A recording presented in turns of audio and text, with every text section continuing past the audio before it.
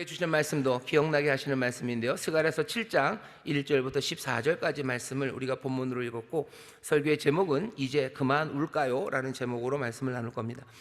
스가랴서 6장까지는요 뭐라 그래야 되죠? 환상, 8개의 환상을 함께 보았습니다. 8개의 환상은 성전을 지을 때 다리오 왕 2년에 있었던 환상입니다. 2년 8월 성전을 막 짓기 시작하고 몇 달 지나지 않아서 그때 보았던 환상이에요. 환상 8개가 보아지고요, 그 다음에 이제 스가랴를 통해서 전하시는 말씀이 우리에게 또 주어집니다. 오늘 말씀은, 설교의 제목이 그래요. 이제 그만 울까요? 왜냐하면 와서 사람들이 물어봐요. 베델에서 사람들이 옵니다. 베델에서 예루살렘으로 사람들이 와서요, 제사장들에게 물어봐요. 그리고 선지자들에게 물어봅니다. 우리가 그만 울어야 됩니까? 5월의 금식을 이젠 그만해도 될까요? 아주 구체적인 질문을 합니다. 그 질문에 대한 답이 스가랴서 7장 8장에 주어져 있습니다. 네 단락이에요. 만군의 여호와께서 말씀하신다라는 게 4번 나옵니다. 7장 4절에 나오고요, 8절에 나오고요, 8장 1절 그리고 8장 18절. 그래서 4번을 대답을 하셔요. 질문은 하나인데 대답은 4가지입니다. 이게 무슨 뜻이냐면요, 하나님이 우리에게 하고 싶은 말씀이 훨씬 더 많아요. 우리가 묻고 싶은 것보다 하나님이 하고 싶은 말씀이 훨씬 더 많습니다. 왜 그런지 아세요? 우리가 하나님을 사랑하는 것보다 하나님이 우리를 사랑하는 게 훨씬 더 많기 때문입니다. 누가 더 사랑하는지 알려면요, 누가 더 말을 많이 하는지 보면 알아요. 뭔가 좀 사랑이 띠미띠미한 사람은요, 그냥 질문하고 뭐 대답 나오면 그냥 그게 끝이에요. 근데 사랑하는 사람, 더 많이 사랑하는 사람은요, 말을 계속해서 이어가고 싶은 거예요. 괜히 이거 하나 더 물어보고 이거 더 얘기하고 더 얘기하고 더 얘기하죠. 여기 베델에서 온 사람들은 한 가지를 묻습니다. 아주 구체적인 것 하나를 물어요. 근데 하나님 훨씬 더 긴 이야기를, 그리고 필요한 말씀들을 쏟아냅니다. 오늘 그 이야기에 귀를 좀 기울여 보려고 합니다. 자, 보시죠. 7장 1절 보면, 다리오 왕 4년 9월 곧 기슬레 월 4일에 여호와의 말씀이 스가랴에게 임하니라. 때에 베델 사람이 사라셀과 레겜 멜렉과 그 종자를 보내어 여호와께 은혜를 구하고 만군의 여호와의 전에 있는 제사장들과 선지자들에게 물어 가로되, 우리가 여러 해 동안에 행한 대로 5월간에 울며 재개하리까 하매, 만군의 여호와의 말씀이 내게 임하여 이르시되. 이 사람들이 딱 스가랴에게 온 것만은 아닙니다. 베델에서 사람들이 와서 예루살렘에 물어요. 예루살렘 전체가 그 질문을 듣게 되죠. 그리고 예루살렘 전체도 그 질문에 대해서 합당한 질문이라고 고개를 끄덕입니다. 거기에 대해서 하나님이 스가랴를 통해서 대답을 해주시는 겁니다. 여기 재밌는 건 어디서부터 시작이 되냐면요, 다리오 왕 4년 9월입니다. 다리오 왕 4년 9월 성전을 짓기 시작한 게 다리오 왕 2년이었어요. 그래서 성전을 짓기 시작하고 한 2년쯤 지났습니다. 수룹바벨이 지은 성전은요, 한 4년 만에 완성이 됩니다. 그러니 한참 성전이 지어지는 한 중간이에요. 터가 다 닦여졌을 거고 어느 정도 뼈대가 다 올라갔을 겁니다. 이제 2년만 지나면 성전이 완공되어 갈 겁니다. 완공될 거예요. 그 시간에 베델에서 사람들이 와서 묻는 거죠. 성전이 다 지어져 간대요. 그러니 5월의 금식, 5월에 울며 재개하리까? 이번에도 5월에 그 일을 해야 됩니까? 라고 묻는 거예요. 왜? 5월에는 무슨 일이 있었냐면요, 이스라엘 유대인들이 4번의 금식의 절기가 있습니다. 이건 시내산에서 정한 것은 아니에요. 역사 안에서 4번의 절기가 시작이 되는데요, 사실은 10월 달부터 시작되는 게 좋아요. 10월에 사람들이 웁니다. 그리고 10월에 사람들이 금식합니다. 왜냐하면 예루살렘이 포위됐던 게 10월이었기 때문이에요. 예루살렘에 포위되는 그때부터 예루살렘은 괴롭기 시작한 거죠. 그 괴로움이 시작된 10월, 그 10월을 기억하면서 이스라엘은 울고 하나님 앞에 금식해요. 10월의 금식, 그리고 나선 4월의 금식입니다. 4월에는 어떤 일이 있었는데요, 4월에 있었던 일은 그 안타깝게도 예루살렘 성벽이 무너진 거예요. 성벽이 무너지니 그때부터 살육이 시작됩니다. 사람을 죽이는 게 그렇게 쉽지 않아요. 그냥 한 방에 끝나는 게 아니에요. 성벽이 무너지기 시작하고 바벨론의 군사들은 들어오기 시작하고 골목골목 다니면서 사람들을 잡아 죽이기 시작하죠. 패대기 쳐 죽이고 별별 짓을 하며 사람들을 죽이기 시작합니다. 4월의 금식이 끝나지 않아요. 5월의 금식이 있어요. 5월에는 왜 금식합니까? 4월에 성벽이 무너지고 채 한 달이 안 돼서죠, 예루살렘 성전이 무너집니다. 끝까지 지키려고 해봤을 거예요. 몇 명은 남았을 거예요. 도망가고 사람들은 죽어나가고 많은 사람들 울부짖는 그 시간들, 그 울부짖음의 시간, 그 한중간에 하나님의 성전이, 솔로몬이 지었던 바로 그 성전이 무너집니다. 그게 5월이에요. 그러니 유대인들은 5월에 금식합니다. 그리고 5월에 울어요. 10월에는 예루살렘이 포위된 것 때문에, 그리고 4월에는 성벽이 무너져서 살육이 시작된 것 때문에, 그리고 5월에는 하나님의 성전이 드디어 무너져서 모든 소망이 그냥 몽땅 다 무너졌던 그 5월을 이 사람들이 그냥 보낼 수가 없어요. 그래서 5월에 금식하고 기도합니다. 7월에 금식이 하나 더 있어요. 7월은 뭐냐면 그 총독을 하나 세워놨습니다. 바벨론에서 그달랴라고 총독을 세워놓고, 그래서 어느 정도 예루살렘을 좀 어느 정도 좀 관리를 좀 해보려고 했는데, 어리석은 사람들이 이 그달랴를 또 죽여요. 그때부터 그냥 아예 끝장이 납니다. 그래서 그달랴를 죽였던 그 어리석은 일들, 그 일들을 슬퍼하며 7월에 금식을 합니다. 그러니까 이거는 모세 때 생겼던 건 아니에요. 역사 안에서 이 사람들이 울기 시작합니다. 이 슬픈 일들로 울어요. 그러니 이제 베델 사람들이 물어보는 거죠. 5월의 금식, 5월은 성전이 파괴된 날, 그날을 슬퍼하며 우리가 울었는데, 이제 보니 딱 그 성전은 아니지만 성전이 지어져 가고 있죠. 그럼 이제 성전이 다 지어져 가는 이때 우리가 울어야 될 일이 없을 것 같은데, 이제 성전이 지어져 가니 우리가 안 울어도 됩니까? 이제 그만 울까요? 라고 물어보는 거예요. 그게 이 사람들의 질문입니다. 어쩌면 뭐 성벽이 다 뭐 화복이 되고 뭐 하나하나 이스라엘이 커져가면 이 일을 그칠 수도 있겠죠. 여기 베델에서 온 사람들이 물어보는 이 질문들은 그래서 다리오 왕 4년에 물어볼 만한 질문입니다. 성전이 지어져 가요. 그러니 이제 우리의 삶이 좀 달라져야 되겠다고 생각하는 거죠. 뭔가 변화가 있어야 되는 거죠. 새 시대, 새로운 것들이 오면 삶은 변화되어 가야 되는데, 그러니 5월의 금식은 이제 그쳐도 되는 것 아닌가라고 묻는 겁니다. 이 다리오 왕 4년이라는 건 또 다른 의미도 있어요. 뭐냐면 다리오 왕 4년이라는 건 BC 518년입니다. 518년 예루살렘 성전이 완전히 무너지고 멸망한 게 BC 587년이에요. 그러니 587년 그리고 518년 거의 시간이 몇 년이요? 만으로 이제 70년이 되어 갑니다. 예루살렘의 멸망을 예레미야가 예언하면서 70년이라는 얘기를 했어요. 그러니 베델 사람들이 물어보는 건 성전이 지어져 가는 것도 보이고요. 또 그런 것들을 보니 예레미야가 말했던 70년, 그 의미가 새로워요. 정말로 70년이라더니 이제 성전이 지어져 가고 있어요. 이제 약속하신 70년, 그 시절이 오면 이제 뭔가 세상이 달라질 것 같은데, 그 달라진 세상에서 우리는 옛 것을 그대로 해야 됩니까? 아니면 그만둬야 됩니까? 라고 물어보는 질문입니다. 오늘 이 베델의 사람들의 질문은 다시 한번 말씀드리지만 이 사람들은 굉장히 합당한 질문을 하고 있습니다. 뭔가 시대가 바뀌면 우리의 종교적인 태도는, 아니 시대가 바뀌면 우리가 살아가는 삶의 방식들이 바뀌어야 될 겁니다. 이 베델 사람들이 물어보는 질문이 그거예요. 새 시대가 오고 있는데 우리는 도대체 어떻게 살아야 됩니까? 우리의 삶은 어떻게 바뀌어야 됩니까? 그것들에 대한 질문입니다. 오늘 이 질문이 베델 사람들만 물어봐야 되는 질문은 아니에요. 우리도 마찬가지죠. 세상이 바뀌고 새로운 시대가 우리에게 오면 우리의 삶이 바뀌어 나갈 수밖에 없어요.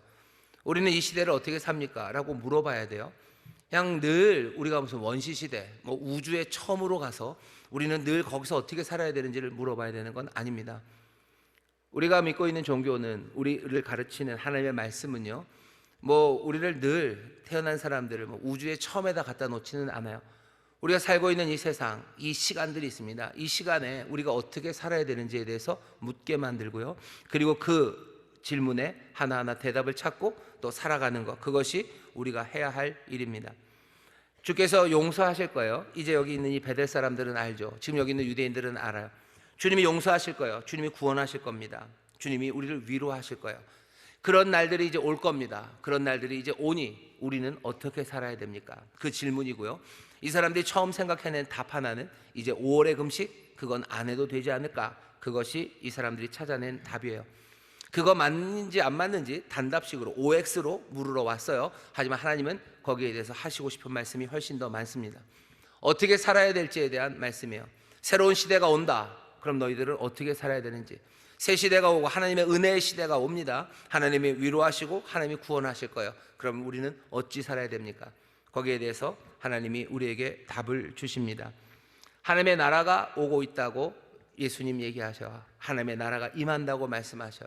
그럼 우리 어떻게 살아야 됩니까? 사실은 스가랴가 물었던 질문들, 그 질문들, 베델의 사람들이 물었던 그 질문들은 우리도 해야 되고요. 우리도 지금 우리가 살고 있는 이 시대가 정말로 우리에게 주신 은혜가 뭔지 다시 한번 분명하게 보아서 우리가 어찌 살아야 될지, 어떤 마음으로 살아야 될지 분명히 확인해야 됩니다. 베델 사람들은 그것을 지금 묻고 있어요. 여러분들도 그 질문이 있어야 됩니다. 어떻게 살아야 됩니까? 나는 지금 어떻게 살아야 됩니까? 하나님, 나는 하나님 앞에서 지금 어떻게 살아야 됩니까? 그 답을 여러분들 찾아내는 오늘 이 시간이 되기를 주의 이름으로 축원합니다. 우리는 어떻게 살아야 되냐면요, 먼저 하나 생각할 건 우리는 미래가 있는 사람들입니다. 우리는 항상 미래를 생각해요. 사람들은 미래를 생각하지 못해요. 미래가 있다는 건 오죠. 알죠. 뭐 앞날이 없다고는 생각 안 하는데 앞날이 어떻게 될지에 대해서 아무 생각이 없습니다. 알 수가 없다고 얘기해요. 우리도 그렇습니까? 우리는 미래가 어떻게 될지 모르는 사람들입니까? 우리도 하나하나 무슨 그 세부적으로 뭐가 이루어질지는 몰라요. 하지만 우리는 그 미래에 대해서 분명한 태도를 가진 사람들입니다. 우리 현재의 시간이 얼마나 아프고 또 얼마나 힘들고 내가 감당하기 어렵던지 간에 우리는 저 먼 미래에서 뭘 봅니까? 우리는 영광을 보는 사람들이에요. 이거 지금 이런데 무슨 영광이 있겠습니까? 그건 우리가 아는 말씀이 아닙니다. 로마서 8장에서 뭐라고 얘기하셔? 모든 것을 합력하여 선을 이루시는 하나님이셔요. 믿는 자들, 사랑하는 자들, 그이들을 위해서 모든 것을 합력하여 가장 좋은 것을 이루신답니다. 여러분들은 미래에 대해서 어떤 기대를 가지고 계셔? 미래가 어떨 거라고 생각하십니까? 세부적인 것까지 다 알기는 어려워요. 분명히 어렵죠. 우리는 거기에 대해서 눈이 가려져 있기 때문이에요. 하지만 분명한 것은 저 미래 하나님의 영광 가득하고 우리에게 가장 좋은 것, 선한 것을 이루실 하나님이 거기 기다리고 계심을, 우리 앞에 놓여있는 미래가 영광으로 가득함을 여러분 절대로 놓치지 마시기를 주의 이름으로 축원합니다. 선한 것 주신다 해서요, 선을 이루시는 하나님 믿으시기를 주의 이름으로 축원합니다. 주의 이름으로 축원합니다. 그러니 우리의 현재의 삶이라는 건 그 영광으로 이해하기 시작해야 돼요. 지금은 엉망입니까? 하지만 어떻게 하신대요? 선을 이루신대요. 그러니 지금은 내가 절망으로 내 삶을 해석해야 됩니까? 그럴 수 없어요. 어떻게든 하나님께서 선을 이루실 거고 또 그 놀라우신 능력과 은혜로 하나님 영광 받으실 일을 하실 거예요. 그러니 내가 지금 이 삶에 힘들고 어렵다고 해서 이 삶의 의미가 절망이고 이것이 끝장일 이유가 없습니다. 우리는 어떻게 삽니까? 어떻게 사는지 다시 한번 생각하세요. 우리에게 미래가 있는 사람들이요, 미래는 어떻게 보장됩니까? 하나님께서 선을 이루실 거예요. 하나님 영광 받으실 거예요. 내 아버지가 영광 받으실 거고 내 아버지의 선하신 뜻이 이루어집니다. 그러니 나는 지금 이 삶의 자리를 그냥 세상이 말하는 방식으로 미래와 그리고 하나님의 약속이 없는 사람처럼 해석하는 것 아니라 그 약속이 있는 사람처럼 세상을 해석하시기를 주의 이름으로 축원합니다. 내 삶에 대해서 절망할 수가 없어요. 내 삶에 대해서 포기할 수 없어요. 내 삶에 대해서 저주할 수 없어요. 왜? 우리는 미래를 알기 때문이요. 모든 것 합력하여 선을 이루시는 하나님을 믿으시고 이런 미래의 영광을 절대로 놓치지 마시기를 주의 이름으로 축원합니다. 주의 이름으로 축원합니다. 우리의 삶의 태도는 그렇습니다. 그런데 또 하나 생각하셔야 되는 게 우리는 미래가 그렇다, 그것으로 그냥 끝나고 그냥 미래를 바라보면 손 빨고 기다리는 사람들은 아닙니다. 성경은 그렇게 가르치지 않아요. 그 하나님의 미래에 대한 소망, 거기서 멈추는 게 아니라요, 이 세상, 지금 내가 살고 있는 현재, 이 현재에 대해서 관심을 가지고 있습니다. 어떤 종교는 불교가 그렇죠. 불교도 그렇고 다른 많은 종교들이 소위 말하는 종교적이라는 종교성이 있는 그 종교들은 계속해서 탈출을 꿈꿉니다. 탈출이죠. 지금 이 세상이 아니라 다른 세상으로의 탈출을 꿈꿔요. 해탈하고 싶어 하는 거죠. 그러니 사실은 팔정도 그러면서 그 길이라는 것들이 다른 거 아니에요. 어서 빨리 여기 있는 이 미망의 세상에서 벗어나는 거죠. 각하셔서 해탈할 수 있는 거, 그게 가장 좋은 거예요. 그러니 해탈할 수 있는 방법들, 여기 떠나는 방법들, 그 방법들에 대해서 이야기하는 게 종교입니다. 많은 종교들이 그렇게 해요. 하지만 우리는 그렇게 하지 않아요. 하나님의 나라가 임한다고 합니다. 하나님의 나라가 우리 가운데 임해요. 하나님의 나라 우리 가운데 임하고 이 세상의 악함과 고난, 죽음, 그 모든 것들에 대해서 우리는 부정하지 않아요. 죽음이나 고난, 고통 같은 거, 그거는 다 너희의 잘못된 생각이고 사실 그런 거는 없고 그냥 영원한 브라만의 세계가 있고 저기 영원한 해탈의 세계가 있고 여기서 이루어지는 것들은 다 그냥 미몽이죠. 그렇게 가르치지 않습니다. 죽음, 그리고 가난과 고통, 그리고 아픔이 얼마나 생생한지 우리는 알아요.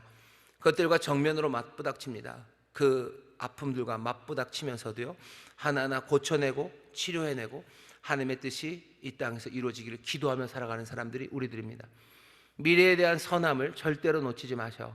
우리는 그 태도로 이 현재를 봅니다. 그리고 이 현재를 우리는 피해야 될 거라고 생각하지 않아요. 우리가 살고 있는 이 현재, 바로 여기에 매일매일 우리의 새로운 결심들과 우리의 순종을 통해서 여기 이곳에 하나님의 뜻이, 하나님의 평강이 임할 것을 우리는 믿으며 살아가는 사람들입니다. 어찌 살아야 될지에 대해서 분명히 얘기하셔. 하나님의 소망, 하나님이 주시는 말씀, 하나님의 진리가 우리를 어떻게 살게 하는지 그 길을 여러분들 쉽게 놓치지 마셔. 자꾸 모른다고 그러지 마시고 기억해내려고 하시고, 그 말씀이 나에게 무엇을 바라는지 자꾸 내 마음의 길을, 생각의 틀을 거기 진리에 맞춰가기 시작해야 됩니다. 우리는 선한 역사를 바라봅니다. 절대로 절망하지 않아요. 그 영광과 그 선함으로 지금의 내 삶을 해석해낼 거고요, 여기 지금 이 삶의 아픔과 고난 가운데서도 내가 진리 따라 내 삶의 아름다운 순종으로 하나하나 하나님의 뜻을 이루어 나갑니다. 한 번에 몽땅 다 제대로 되지 않아요. 여러 번 해도 안 될지도 몰라요. 하지만 우리는 이것을 포기하지 않는 사람이에요. 왜 그렇습니까? 그것이 하나님께서 뜻하신 놀라운 선함의 역사고, 지금 우리 가운데 거하셔서 성령님 우리를 인도하시는 그 길이기 때문에 그래요. 성령님은 우리를 최면에 빠지게 하시는 분이 아니에요. 어차피 죽으면 다 천국 갈 거니까 너희들 이 땅에 사는 동안 내가 최면을 걸어줄게, 아니면 수면제 놔줄게, 마취시켜줄게. 그래서 그냥 마취 가운데 아파도 아픈지도 모르고 그냥 푹 자는 것처럼 이 땅을 살다가 그냥 그날에 거기서 퍽 일어나는 그 삶으로 우리를 부르지 않으셨어요. 여러분 히브리서 보셔요. 믿음의 사람들이 어떻게 갔나 보셔요. 믿음의 사람들은 잠자면서 갑니까? 아니요. 그냥 생생하게 깨어서요, 걸어가야 되는 그 길을 하나하나 믿음으로 그렇게 걸어갑니다. 물러나지 않고 주저앉지 않아요. 잠들지 않아요. 마비되지 않아요. 아픔의 길, 그것 있어도 때로는 놀라운 기적의 승리를 주시고, 때로는 처참한 아픔의 길들을 걷게 하시나 믿음의 사람들은 멈추지 않고 자기들의 경주를 달려가는 사람들입니다. 왜 이 약속이 가능합니까? 하나님께서 뜻하셨던 그 놀라우신 뜻과 그 임하신 역사가 지금 우리의 삶을 그렇게 만들고 계세요. 성령님 지금 우리와 함께 하십니다. 우리 가운데 역사하십니다. 왜 그래요? 이 현실에 있는 이 아픔들과 싸워 나가게 하시는 거예요. 우리를 그렇게 보내신 거예요. 우리를 보내셨어요. 우리를 김치 냉장고에 잘 넣어두셨다가 하나님이 날아올 때 쓱 꺼내 가셨으면 좋겠는데, 하나님이 주님께서 우리를 김치 냉장고에 넣어놓지 않으셨어요. 그냥 중환자실에 링겔 놓고 놓으면서 잠재워 놓지 않으셨어요. 하나님의 사랑 가득한 그 주님께서 우리를 어떻게 하십니까? 우리를 세상으로 보내셔. 성령 충만해서 보내시며 하나하나 순종으로 세상의 아픔들, 고통들, 그리고 괴로움들, 비명소리들, 그것들 새롭게 살려내라고 우리를 보내셨습니다. 우리는 어떻게 삽니까?에 대한 질문이에요. 이 사람들은 그냥 그거 하나 물어보는 거죠. 이 5월에 금식을 할까요 말까요? 5월에 금식하면서 울고 이렇게 재개해야 되는데, 깨끗하게 해야 되는데, 그거 그냥 이제 그만해도 되는 것 아닙니까? 라고 물어봐요. 하지만 하나님의 대답은 그거보다 훨씬 더 깁니다. 그것 어떻게 하는 거, 그게 문제가 아닙니다. 미래가 옵니까? 하나님의 나라가 옵니까? 옵니다. 우리는 이 땅에서 살아갑니까? 살아갑니다. 그러니 계명이 주어지는 거예요. 무슨 일을 해야 되는지, 어떻게 살아야 되는지 분명히 할 일을 주십니다. 미래에 대한 소망 놓치지 마세요. 그리고 그 미래에 대한 소망으로 이 현재를 살 겁니다. 현재를 어떻게 삽니까? 이 현재를 어떻게 살아야 되는지 그 가르침과 인도하심이 있습니다. 알아서 사는 것 아닙니다. 왜 그렇습니까? 세상은 그냥 알아서의 세상이 아니에요. 세상은 빛이 임한 세상입니다. 하나님의 빛이 임한 세상, 그러니 빛 가운데 살아가야 합니다. 빛 가운데 살아가야 돼요. 그냥 절망하며 살아도 되는 거 아니에요. 절망으로 살 수 없습니다. 소망이 우리 가운데 임해서요, 절망 던져버리고 희망으로 살아가야 합니다. 체념하며 게으르게 살아야 됩니까? 그럴 수 없습니다. 주를 맞이할 그 미래가 올 거예요. 그러니 여기 넘어지고 상해도 우리는 내가 해야 될 그 일들, 맡겨주신 그 일들 향해서 하나하나 믿음으로 걸어 나가야 되는 사람들입니다. 삶의 미래를, 그리고 현재를 인도하시는 그 말씀을 여러분들 놓치지 마셔요. 그게 믿음의 사람들, 소위 말하는 크리스찬들, 그리스도를 영접한, 정말로 구원을 영접한 그 복된 사람들이 살아가는 길입니다. 자, 미래에 대한 약속들, 그리고 현재를 살아가야 되고, 그 현재 주시는 말씀이 있어요. 근데 재밌는 건 뭐냐면요, 그 현재라는 게 사람들마다 다 다릅니다. 적어도 우리가 스가랴서를 읽어보면요, 스가랴서 앞에 있는 선지자들이 있어요. 그리고 스가랴가 있어요. 그리고 이제 또 우리들이 있습니다. 분명히 여기 있는 이 스가랴도요, 미래를 봅니다. 그리고 그 현재를 살아야 되는 걸 알아요. 그 현재를 어떻게 살아야 되는지가 있는 것도 압니다. 앞에 있는 선지자들도 그랬어요. 예를 들면 앞에 있는 선지자들은 어떻게 가르쳤습니까? 이사야서 1장을 보면요, 앞에 있었던, 그러니까 스가랴 앞에 있었던 선지자들은요, 어떻게 가르쳤냐면 이런 식으로 가르쳤어요. 뭐냐면 주께서 심판 내리실 거다. 그러니 심판 내리지 않도록 너희들 어떻게 해야 돼요? 회개해야 된다고. 심판 내리시지 않도록 회개해야 된다고. 이사야가 하는 말이죠. 읽어볼까요? 이사야서 1장입니다.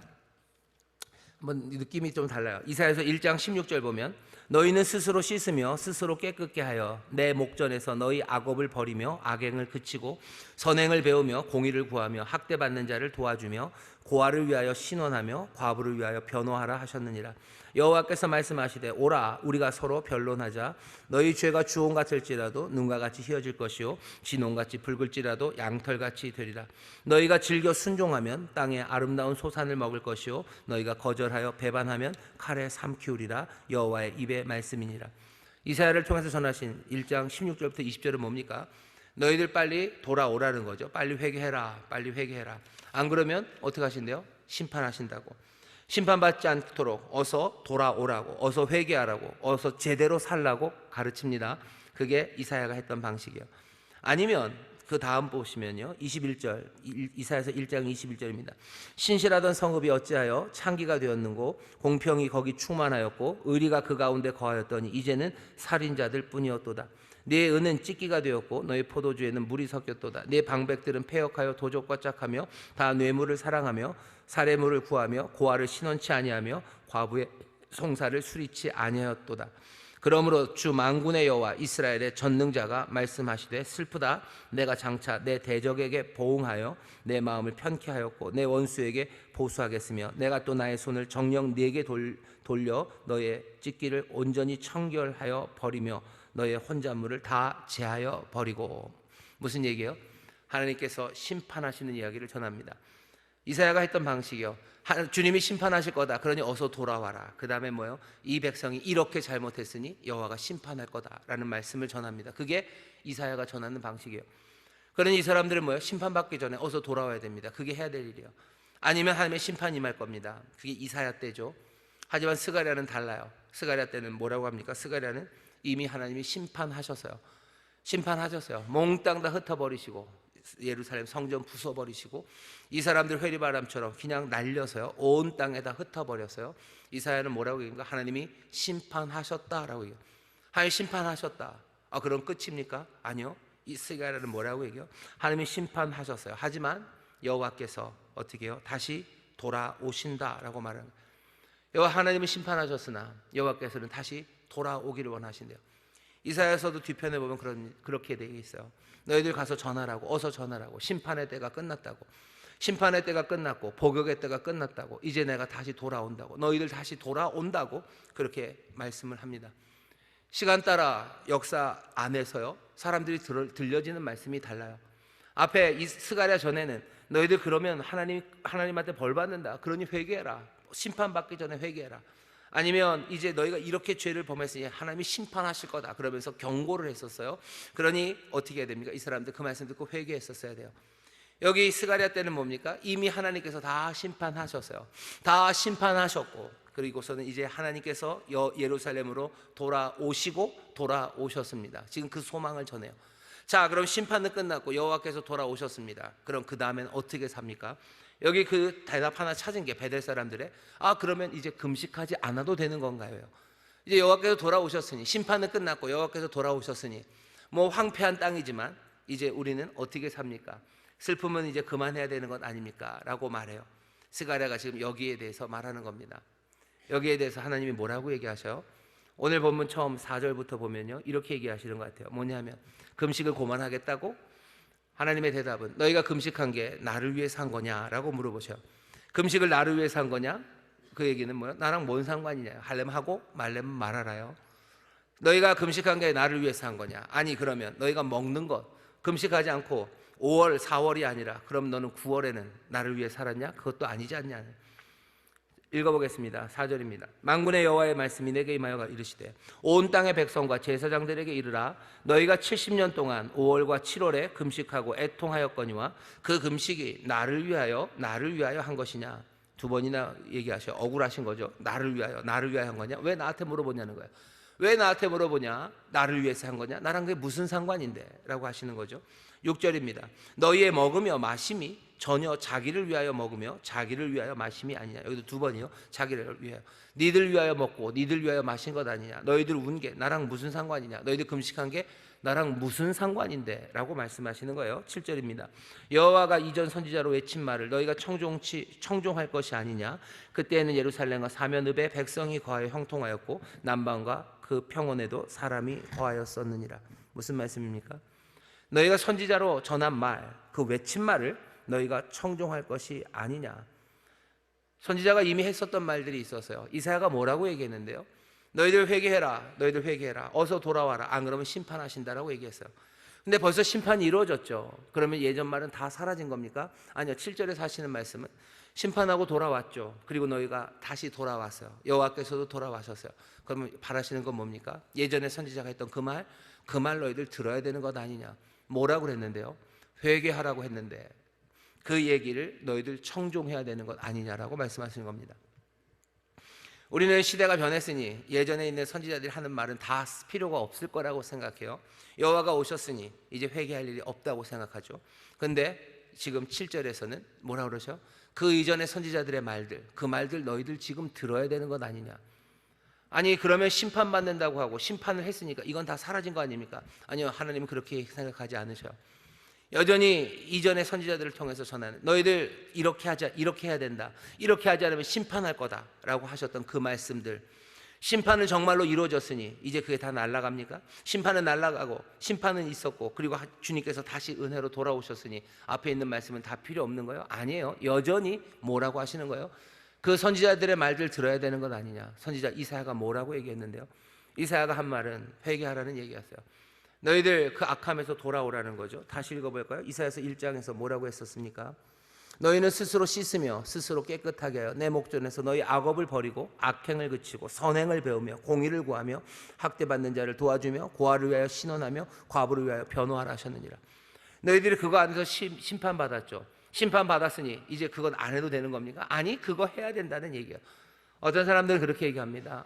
뭐 예수님께서 이 땅에 오셔서 구약에 있는 모든 것들을, 그죠? 시대가 변했으니 지금 우리가 해야 되는 건 그것과 선지자들에게 얘기하셨던 것과 상관이 없다고 얘기하시는데 그러지 않아요. 하나님의 뜻이 변함이 없어요. 왜? 예전에 있었던 이사야를 통해서 하셨던 말씀은 하나님의 뜻이 아니었던 게 아니에요. 하나님이 여전히 우리가 선을 행하고요, 여전히 우리가 회개하기를 원하시는 하나님이셔요. 사람들은 뭔가 오해하고 있습니다. 시대가 변했으니 이제 예전 건 다 사라진다. 아니요. 7절 말씀 제가 다시 읽어볼까요? 여러분들 스가랴 오늘 7절 말씀 보셔요. 뭐라고 하시는지 보셔요. 이전 말씀을 들어야 된다고 말씀합니다. 다시 읽겠습니다. 스가랴서 7장입니다. 7절입니다. 여호와가 이전 선지자로 외친 말을 너희가 청종할 것이 아니냐. 그때는 예루살렘과 사면읍에 백성이 거하여 형통하였고 남방과 평원에도 사람이 거하였었느니라. 평온할 때 하나님이 하셨던 말씀이에요. 그 말씀 너희들 지켜야 되는 것 아니냐. 선지자로 외친 말, 그 말 너희가 청종할 것이 아니냐. 금식을 하고 안 하고 그게 문제가 아니죠.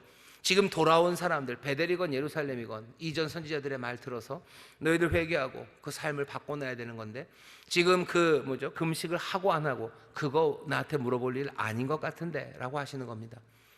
하나님의 말씀을 청종하는 거, 그거 요구하고 계셔요. 그 다음에 8절입니다. 여호와의 말씀이 스가랴에게 임하여 이르시되 만군의 여호와가 이미 말하여 이르기를 너희는 진실한 재판을 행하며 피차에 인애와 긍휼을 베풀며 과부와 고아와 나그네와 궁핍한 자를 압제하지 말며 남을 해하려 하여 심중에 도모하지 말라 하였으나 그들이 청종하기를 싫어하여 등으로 향하며 듣지 아니하려고 귀를 막으며 그 마음을 금강석 같게 하여 율법과 만군의 여호와가 신으로 이전 선지자를 빙자하여 전한 말을 듣지 아니하므로 큰 노가 나 만군의 여호와께로서 나왔노라. 여호와가 신으로, 하나님의 영이죠, 이전 선지자를 빙자하여 이전 선지자들을 통하여서 전한 말, 그 말 듣지 않았다는 거예요. 요구하는 말은 뭐죠? 이전 선지자가 했던 말들, 그 말들 해라 하는 거죠. 그 말들 해라. 아니 시대가 지났는데 이 심판은 끝났는데 그 말 또 들어야 됩니까? 하나님 하시는 거예요. 그 말 다시 들었어야죠. 그 말 다시 들었어야죠. 아니 심판받아서 심판은 끝났고 하나님은 은혜로 오셨는데 다시 그 일 해야 됩니까? 예, 다시 그 일 하랍니다. 우리가 오해하는 것 중에 하나가 있어요. 하나님께서 자비로 오셔서요 심판을 이제는 그치시고 심판을 다 했다 하시고요 이스라엘 백성 가운데 오십니다. 이스라엘은 다시 한번 기회를 갖는 거예요. 자비와 긍휼로 그 기회를 갖습니다. 그러면 이 사람들이 이제 뭘 해야 됩니까? 은혜가 모든 것을 자유롭게 했으니 그냥 마음껏 살면 됩니까? 아니요. 이 사람들에게 선을 행하라고 하시는 거예요. 주를 사랑하라고 하시는 거예요. 이웃을 사랑하라고 하시는 겁니다. 그게 여전히 들어야 될 명령이에요. 예수 믿는 사람들 잘 생각하셔야 돼요. 스가랴 때보다 우리에겐 더 큰 은혜가 임합니다. 정말로 하나님이 오시겠다고 하셨던 그 놀라운 임재, 하나님의 나라가, 그리고 그 충만하신 왕이 우리 가운데 오셔서요 우리를 모든 죄와 사망에서 자유케 하셔서요 자유케 하셨으니 이제 우리는 마음대로 살아갑니까? 천만에 주님께서 우리에게 뭐라고 하셔요? 율법에 하나도 상하지 않을 거야. 하나도 없어지지 않을 거야. 너희들 그거 그대로 다 지켜야 될 거다. 그리고 뭐라고 하셔? 새 계명을 주신대요. 사랑하라고. 너 하나님 사랑하라고. 사람들이 와서 예수님에게 자꾸 물어보죠. 우리가 어떻게 영생을 얻습니까? 어떻게 구원을 얻습니까? 예수님이 가르쳤던 방법은 다르지 않아요. 너 하나님 사랑. 율법에 뭐라고 적혀 있더냐? 하나님 사랑하라고, 이웃 사랑하고. 그렇게 하면 된다고. 마음을 다하고 성품을 하나님 사랑하라고 얘기하시는 거예요.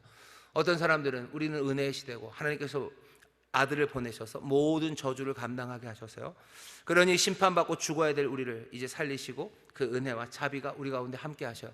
그러니 오늘 이 식으로 말하면 뭡니까? 이전에 선지자로 외친 말 너희가 청종해야 될 것 아니냐. 이전의 말씀을 이들에게 맡기셔서요 그리고 말씀이 육신이 되어 우리 가운데 오셔서요 다른 말씀 하십니까? 다른 말씀 하지 않으셔요. 똑같이 사랑하라고 얘기하셔요. 하나님의 은혜 아닙니까? 예, 맞아요. 은혜 우리 가운데 온 겁니다. 은혜가 오셨다는 것, 은혜로 우리를 대하신다는 것, 우리에게 참된 예배와 이제 순종이 필요 없다는 것이 아닙니다. 하나님의 백성들로 하여금 어쩌면 참되게 예배하고 그리고 정말로 제대로 기쁨으로 순종할 수 있는 새로운 동기와 힘, 그것을 우리에게 가져다 주시는 은혜예요. 제대로 사랑할 수 있는, 더 노골적으로 조금 힘들게 말하면 제대로 율법을, 하나님의 말씀을 지킬 수 있는, 제대로 하나님 앞에 거룩하게 예배할 수 있는 그 동기와 힘을 우리에게 주신 거지. 우리가 지금 해야 되는 것, 하나님의 은혜가, 놀라우신 사랑이 우리 가운데 임했으니, 우리를 자유케 하셨으니 우리가 마음대로 살아가는 것, 그건 아닙니다. 스가랴에게 해주셨던 말씀을 보셔요. 시대가 달라졌죠. 시대가 달라져도 하나님 뭐라고 하죠? 예전 선지자에게 했던 그 말 청중해야 되는 것 아니냐.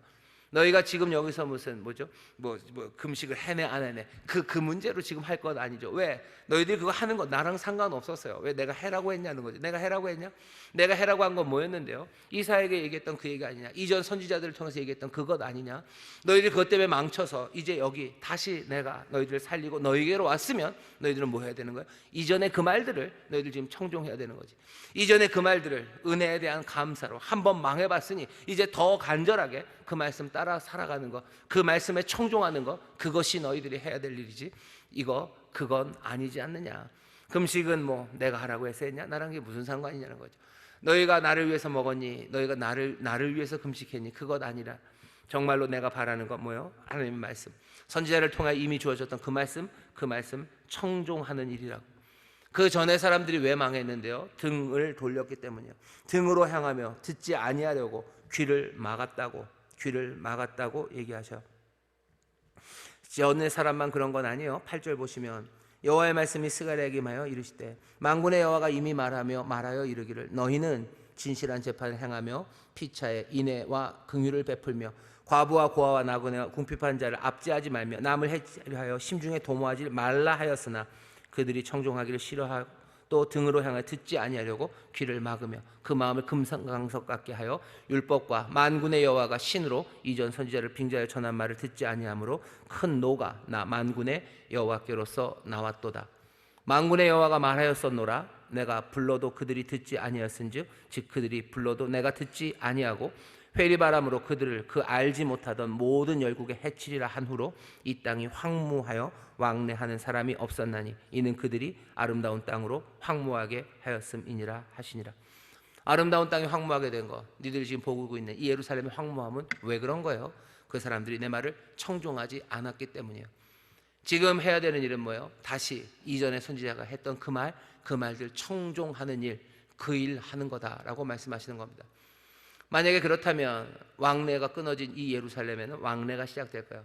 황폐해진 이 땅은 다시 아름다워질 겁니다. 그게 지금 하나님이 하시는 말씀입니다. 우리가 오늘 이 말씀을 들으면서 생각해야 되는 건 뭐냐면, 스가랴의 시대와 전혀 다른 시대를 우리가 지금 삽니다. 우리는 스가랴의 시대보다 훨씬 더 큰 은혜, 어쩌면 뭐 어떻게 할 줄 모르는 그 역사 앞에 지금 서 있어요. 우리는 예수 그리스도라는 하나님의 아들이 이 땅에 오셔서요, 우리 인류의 모든 죄를 다 감당하시고 그 모든 죄를 사하신 그 세상을 우리가 살고 있어요. 하나님의 영을 우리에게 부어주신 그 세상을 우리가 살고 있습니다. 우리에게는 감당할 수 있는 은혜가 가득해요. 자, 그러니 우리는 어떻게 삽니까? 그 자유함으로 죄가 사라졌으니 우리는 그냥 막 살아가면 됩니까? 주께서 여기 스가랴 이 사람들에게 하시는 말씀 보세요. 뭐라고 그래요? 이전에 선지했던 말들, 그 말들 들어라. 그 말들 다시 들어라. 주가 우리에게 지금 바라시는 바가 뭐겠습니까? 여전히 선지자들을 통해서 하셨던 그 말씀이에요. 청종하기를 원하시는 거죠. 하나님의 말씀에 순종하기를 원하시는 거죠. 하나님의 거룩한 길, 그 길 걸어가기를 원하시는 겁니다. 그 일을 할 수 있는 힘을 우리에게 새로 주셨고, 그 일을 할 수 있는 동기를 새로 주셨어요. 어떤 동기입니까? 이전보다 더 놀라운 은혜로 우리를 채우셔서, 더 귀하신 사랑을 우리에게 보이셔서요, 그 사랑을 우리 가운데 부어주신 거예요. 우리는 이제는 더 이상 두려움으로 주를 따르는 건 아니에요. 그 사랑의 동기로, 그 감사로, 그 감격으로, 그 기쁨으로 내가 주의 길, 주가 바라시는 바 그것들을 따라가는 순종의 삶들을 살아갑니다. 하나님 앞에 드려지는 예배, 하나님 앞에 드려지는 제사는 더 이상 이상한 다른 불순한 동기들, 두려움이나 염려, 아니면 자기의 이런 것 하나도 없어요. 하나님 앞에 드려지는 모든 예배는 주를 향한 사랑이고요, 주를 향한 감사와 기쁨, 감격만이 가득한 예배가 됩니다. 그렇게 예배하고 그렇게 순종하라고 우리를 부르셔요. 그게 정말로 이 시대, 이 은혜의 시대를 살아가는 우리에게 요구하시는 바입니다. 어떤 사람들은 우리가 은혜의 시대에 살고 있기 때문에 그런 계명, 그렇게 해야 되는 거, 그건 우리의 의무가 아니라고 생각합니다. 하지만 오늘 본문 보셔요. 하나님은 그냥 당연히 그렇게 하는 걸로 알고 계셔요. 7장 7절 말씀입니다. 여호와가 이전 선지자로 외친 말을 너희가 청종할 것이 아니냐, 너희가 들었던 그 말 해야 되는 것 아니냐, 그것 때문에 망해서 내가 다시 돌려왔는데 내가 지금 바라시는 건 뭐예요? 그 전에 했었던 그 말들입니다. 마음을 다하고 성품을 다해서 하나님 사랑해야 돼요. 하나님이 우리를 사하시고 모든 죄를 사하셨는데 안 해도 되는 것 아닙니까? 아니에요. 하나님 앞에 전심을 다해서 예배해야 됩니다. 전심을 다해서 예배해야 돼요. 기쁨으로 생명의 길, 그 길 따라가야 돼요. 사랑하는 일, 정말로 하나님 사랑하고 예수님 사랑하고 또 그 사랑 안에서 이웃을 사랑하는 일, 그 일 해나가셔야 돼요. 그게 우리에게 바라시는 바예요. 우리가 어찌 살아야 됩니까? 라고 물으면 똑같이 대답할 거예요. 이전 선지자로 외친 말, 너희가 청종할 것이 아니냐. 어쩌면 가장 위대한 선지자 예수 그리스도께서 이 땅에 오셔서 우리에게 하라고 하셨던 그 말씀들 청종해야 될 것 아닙니까?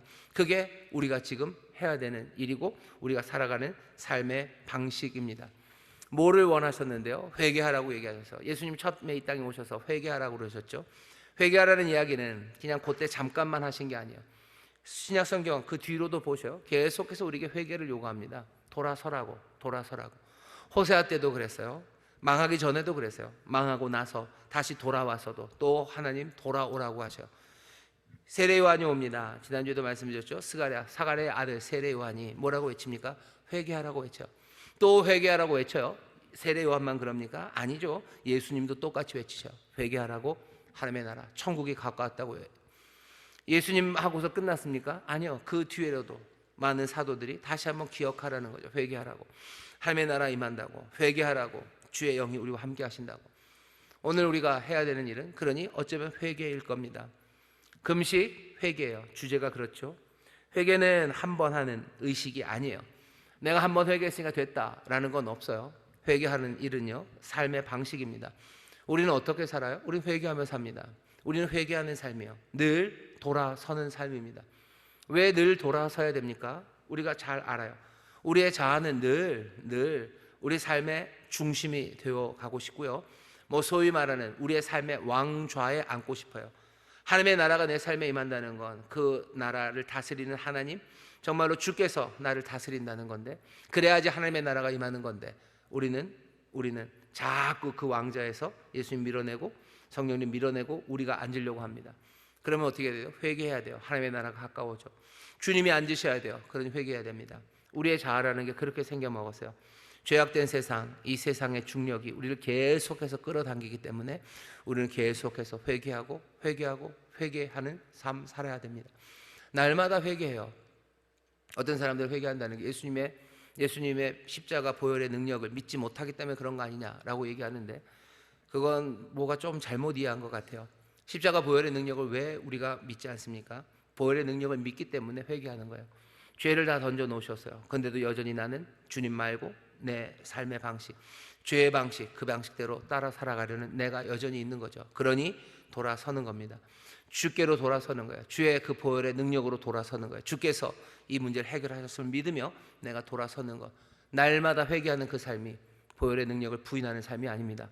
보혈의 능력을 믿기에, 누구보다도 신실하게 그 능력을 믿기에 우리가 돌아서는 거예요. 날마다 회개하는 삶이 어쩌면 이 시대를 살아가는 우리들의 삶의 모습입니다. 은혜를 믿기에 우리는 날마다 돌아서요. 하나님의 그 영광스러운 미래와 그 선하심을 우리가 믿기에 지금 오늘 나는 회개하며 돌아서는 겁니다. 내 삶의 자리에 고난과 아픔, 내 연약함이 있기에 나는 날마다 은혜 앞으로 돌아서며 살아가는 거예요. 이제 이 삶을 우리가 살아가기 시작할 때 어떻게 된다고요? 아름다운 땅, 그 땅이 황폐해졌었으나 이제 그 땅은 아름답게 변하기 시작합니다.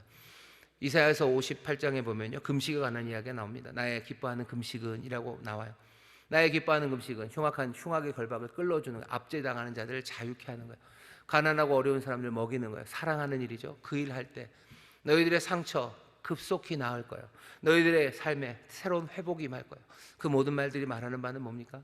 금식한다는 거 다른 거 아니에요. 회개하는 거예요. 하나님께로 돌아오는 거죠. 하나님의 방식대로, 하나님의 뜻하시는 방식대로, 선지자가 말한 대로 청종하며 살아가기 시작하는 겁니다. 그때 뭐 한대요? 회복이 놀랍게 아름다운 땅이 회복된다고 이사야서 58장 1절부터 12절에 그냥 이 이야기를 우리에게 그대로 들려줍니다.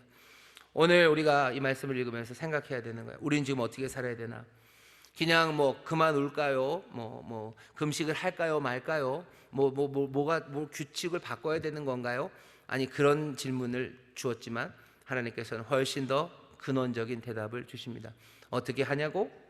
선지자들의 말을 청종하라는 거죠. 선지자들이 했던 말, 그 말들 청종해라. 그러면 노골적으로는 얘기하지 않으셨어요. 청종하지 않았기 때문에 아름다운 땅이 황폐해졌으니 이사야를 보면 분명합니다. 너희들이 청종하기 시작할 때 황폐했던 그 땅이 아름다워질 거라고 약속을 하십니다. 우리는 예수님의 시대를 살아요. 은혜의 시대를 삽니다. 은혜의 시대를 우리는 어떻게 삽니까? 마찬가지요. 선지자들의 말을 청종합니다. 듣고 순종하며 살아가는 거예요. 듣고 순종하기 위해 성령께서 우리를 도우시고 또 사랑을 충만하게 하셔서요, 두려움으로 따라가는 것 아니라 그 사랑 안에서 감사와 감격으로 주를 찬송하며 순종의 길을 걸어가게 됩니다. 그 능력으로 우리를 도우십니다. 이전에 있었던 스가랴보다 더 큰 은혜와 더 크신 능력을 우리에게 주셨어요. 우리 얼마나 복 있는 사람들입니까? 얼마나 큰 은혜가 우리 가운데 임했습니까? 그 크신 은혜 우리에게 주셨어요. 놀라운 은혜를 주셨어요. 그 은혜를 가지고 여러분 더 담대하게 선지자들의 말을 청종하셔. 하나님 사랑하는 일 하셔. 어떻게 사랑하는지 모르겠다고요? 이웃을 어떻게 사랑하는지 모르겠다고요? 성경에 보면 선지자들의 말들이 다 있습니다. 전심으로 주를 예배하셔. 주를 예배하고 주를 높이시고 기도하시고 내 주변에 있는 사람들의 압제의 줄들을 끌어주시고 정말로 상하고 강도 맞는 사람들, 그 사람들 먹이기 시작하셔. 무너진 사람들, 깨진 사람들 채워주시고 하나님 앞에 정성을 다해서 예배하십시오. 마음을 다해서 주를 따라가십시오. 그게 선지자들에게 주신 말씀이에요. 그때 황폐해졌던 땅은 아름다워집니다. 기적이 일어날 줄 믿습니다. 어떻게 살아야 되는지 모른다고 하지 마셔요. 분명히 어떻게 살아야 되는지 알아야만 하고 알 수 있는 모든 말씀들을 우리에게 주셨고 또 그것들을 깨달아 알도록 성령님 우리를 인도하시니 여러분들 마음대로 살지 마시고 말씀대로 사시기를, 말씀을 청종하시기를 주의 이름으로 축원합니다. 말씀 순종하는 거 싫어하시면 안 돼요. 등으로 향하면 안 됩니다. 등 돌리지 마셔요. 등 돌리지 마셔. 말씀대로 살기 힘들어요. 그래서 등 돌리지 마시고 십자가 붙잡고 가는 거예요. 십자가에 등 돌리는 거 아닙니다. 거친 십자가 붙잡고 도우심을 구하고 은혜를 구하십시오. 은혜는 다시 우리에게 사랑으로 충만하게, 능력으로 충만하게 채우셔서 영원한 하나님의 그 선하심, 영광을 향하여 오늘 청종하며 순종하며 나아가게 하십니다. 그 귀하신 은혜, 그 은혜 안에 살아가심을 믿으시기를 주의 이름으로 축원합니다. 옆에 있는 분들에게 계셔, 우리에게 은혜가 충만합니다. 우리에게 은혜가 충만합니다. 다시 한번 하시죠. 씩 웃으면서 얘기하셔야 돼요. 우리에게 은혜가 충분합니다. 우리에게 은혜가 충분합니다. 우리 같이 은혜 많이 받은 사람들이 없습니다. 주의 말씀 청종하기 시작할 때, 등 돌리지 않고 청종하기 시작할 때 황폐했던 땅이 아름답게 변하게 될 줄 믿습니다. 기도하겠습니다. 하나님 감사합니다. 어찌 살아야 될지를 봅니다. 하나님이 은혜를 베푸시는데 우리는 어찌 삽니까? 이전과는 전혀 다른 세상입니다.